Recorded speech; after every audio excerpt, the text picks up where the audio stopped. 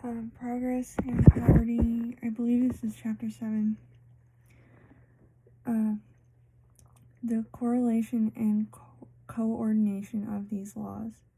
The conclusion we have reached as to the laws which govern the distribution of wealth recast a large and most important part of the science of political economy, as at present taught, overthrowing some of its most highly elaborated theories and shedding a new light on some of its most important problems.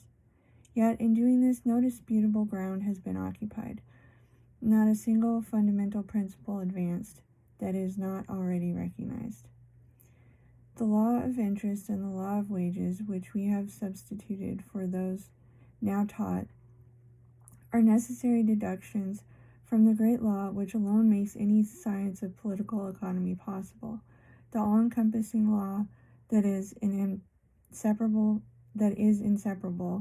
from the human mind, as attraction is inseparable from matter, and without which it would be impossible to provise or calculate upon any human action, the most trivial or the most important. This fundamental law, that men seek to gratify their desires with the least exertion, becomes, when viewed in its relation to one of the factors of production, the law of rent, in relation to another, the law of interest, and in relation to a third, the law of wages. And in accepting the law of rent, which since the time of Ricardo has been accepted by every economist of standing, and which, like a geometrical axiom, has but to be understood to compel assent, the law of interest and law of wages, as I have stated them, are inferentially accepted as its necessary sequence. In fact, it is only relatively that they can be called sequences, as in the recognition of the law of rent, they too must be recognized. For on what depends the recognition of the law of rent? Evidently upon the recognition of the fact that the effect of competition is to prevent the return to labor and capital being anywhere greater than upon the poorest land in use. It is in seeing this that we see that the owner of land will be able to claim as rent all of its produce which exceeds what would be yielded to an equal application of labor and capital on the poorest land in use. The harmony and correlation of the laws of distribution, as we have now apprehended them, are in striking contrast with the want of harmony which characterizes these laws as presented by the current political economy. Let us state them side by side.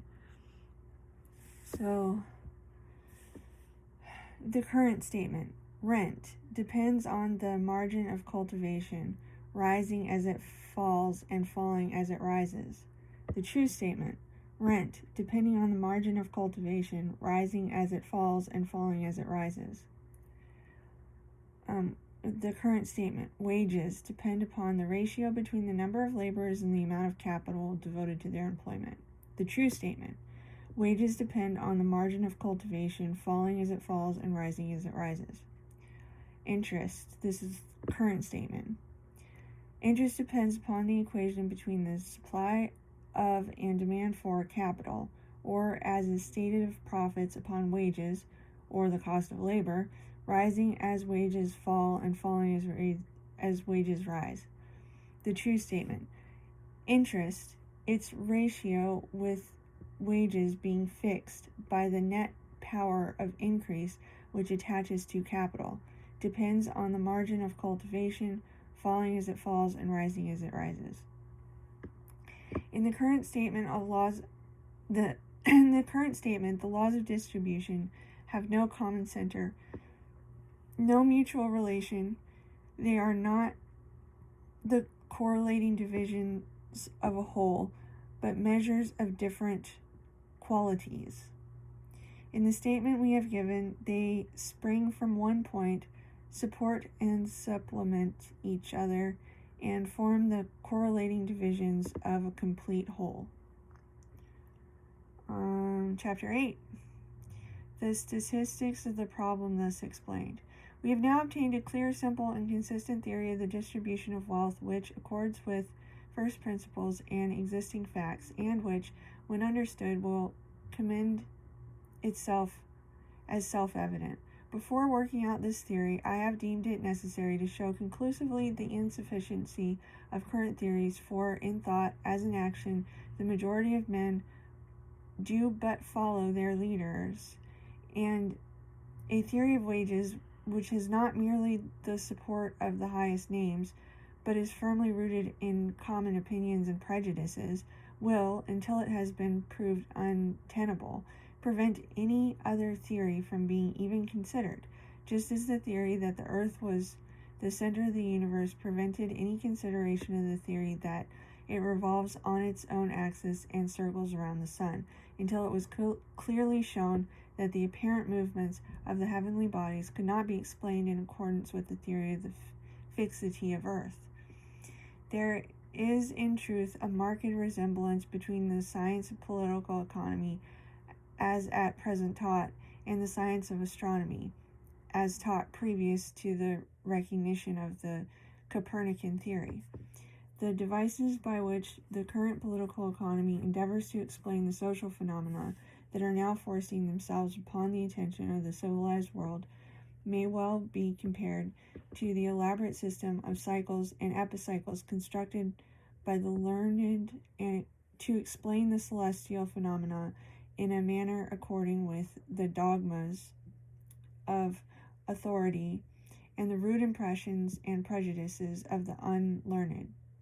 And just as the observations which showed that this theory of cycles and epicycles could not explain all the phenomena of the heavens, cleared the way for consideration of the simpler theory that supplanted it, so will a recognition of the inadequacy of the current theories to account for social phenomena clear the way for the consideration of a theory that will give to political economy all the simplicity and harmony which the Copernican theory gave to the science of astronomy.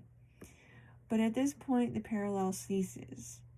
That fixed and steadfast earth should be really whirling through space with inconceivable velocity is repugnant to the first apprehensions of men in every state and situation.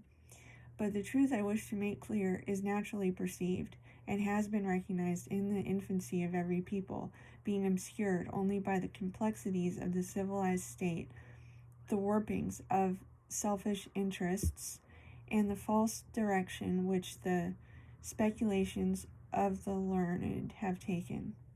To recognize it, we have but to come back to first principles and heed simple perceptions. Nothing can be clearer than the proposition that the failure of wages to increase with increasing productive power is due to the increase of rent. Three things unite to production: labor, capital, and land. These parties divide the produce: the laborer, the capitalist, and the landowner. If, with an increase of production, the laborer gets no more and the capitalist no more, it is a necessary inference that the landowner recaps the whole gain. And the facts agree with this inference.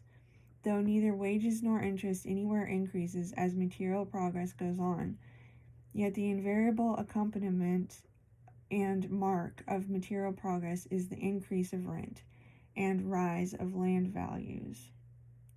The increase of rent explains why wages and interest do not increase. The cause which gives to the landholder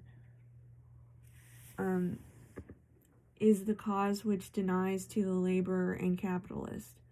That wages and interest are higher in new than in old countries is not, as the standard economists say, because nature makes a greater return to the application of labor and capital, but because land is cheaper, and therefore, as a smaller proportion of the return is taken by rent, labor and capital can keep for their share a larger proportion of what nature does return. It is not the total produce, but the net produce after rent has been taken from it that determines what can be divided as wages and interest. Hence, the rate of wages and interest is everywhere fixed, not so much by the productiveness of labor as by the value of land. Wherever the value of land is relatively low, wages and interest are relatively high. Wherever the value of the land is relatively low, wages and interest are relatively high. Wherever land is relatively high, wages and interest are relatively low. If production had not passed the simple stage in which all labor is directly applied to the land and all wages are paid in its produce, the fact that when the landowner takes a larger portion of the labor, if production had not passed the simple stage in which all labor is directly applied to the land and all wages are paid in its produce, the fact that when the landowner takes a larger portion, the laborer must put up with a smaller portion could not be lost sight of. But the complexities of production in the civilized state, in which so great a part is borne by exchange, and so much labor is bestowed upon materials after they have been separated from the land, though they may to the unthinking disguise, do not alter the fact that all production is still the union of the two factors, land and labor, and that rent, the share of the landholder, cannot be increased except at the expense of wages, the share of the laborer, and interest, the share of capital. Just as the portion of the crop which in the simpler forms of industrial organization the owner of agricultural land receives at the end the harvest as his rent, lessens the amount left to the cultivator as wages and interest, so does the rental of land on which a manufacturer or commercial city is built lessen the amount which can be divided as wages and interest between the laborer and capital there engaged in the production and exchange of wealth. In short, the value of land, depending wholly upon the power which its ownership gives of appropriating wealth created by labor, the increase of land values is always at the expense of the value of labor. And hence, that the increase of productive power does not increase wages is because it does not increase the value of land. Rent swallows up the whole gain, and pauperism accompanies progress. It is unnecessary to refer to facts. They will suggest themselves to the reader. It is the general fact, observable everywhere, that as the value of land increases, so does the contrast between wealth and want appear. It is the universal fact that where the value of land is highest, civilization exhibits the greatest luxury side by side with the most piteous destitution. To see human beings in the most abject, the most helpless, the most hopeless condition, you must go, not to the unfenced prairies and log cabins of new clearings in the backwoods, where man single-handedly is commencing the struggle with nature, and land is yet worth nothing, but to the great cities where the ownership of a little patch of ground is a fortune. That's it. Stopping here on page 222. Next chapter is book 4.